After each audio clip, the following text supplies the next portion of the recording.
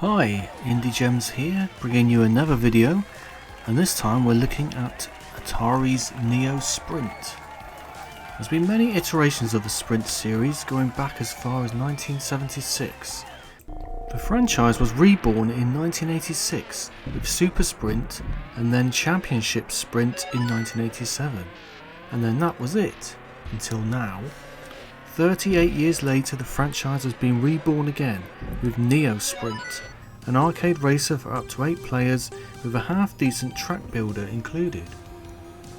I played the original series in the arcades and on Commodore 64, and there are a few differences from what I remember. The cars are a lot slower than the arcade version, but personally I quite like that, as I feel I have more control over these cars rather than frantically trying to avoid collisions. The control you have makes for better racing in my opinion, with a feeling that your skill plays more of a part and races are closer. The control also helps pave way for some new features like obstacle courses, which would be impossible to play in older versions of the game. I really enjoyed the obstacle courses with debris on the track that you need to avoid, jumps, speed traps and speed boosters, all complicating things. The placement of some of these obstacles are deliberately placed to cause maximum havoc, and sometimes you will need to plan your routes and slow down when needed, meaning you will try and try again, and it was very addictive trying to beat the gold, silver and bronze times. There are no golden spanners in NeoSprint and therefore no upgrades to your car, but instead you instantly get a choice of all 9 cars, which have differences in top speed, acceleration and handling.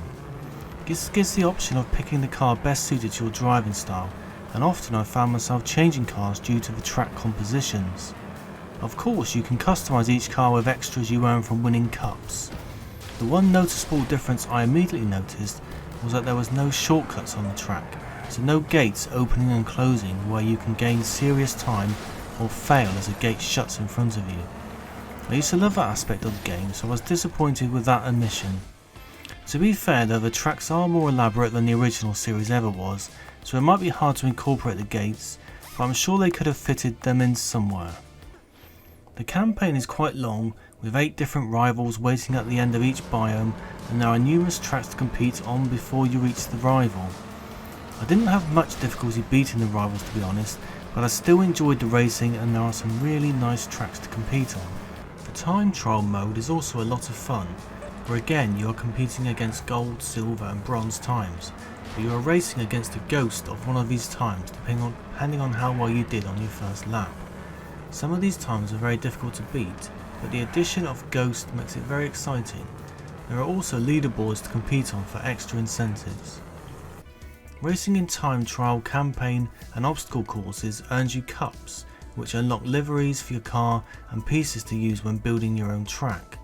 Sometimes these track builders can be a bit fiddly or difficult to use, but I found this track builder a breeze to make some really nice tracks, which you can share with the community.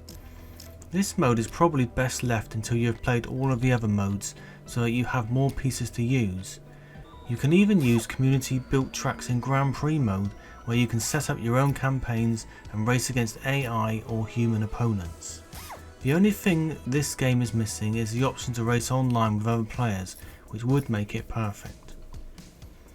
NeoSprint is a top-down arcade racer I've been waiting for, and I have a lot of fun playing it in every mode. There is a lot of content here depending on how determined you are to beat gold times and earn achievements, but it is so addictive that you probably will be trying and trying, as they are quite challenging. This sprint game feels like evolution to me rather than a homage to the originals, apart from the gateways which I do miss, and I thoroughly enjoyed the whole experience. If there was an online racing option it would be perfect. Okay, that's all for me for now. If you enjoyed the video, please leave a like and subscribe to our channel, and I'll see you again soon.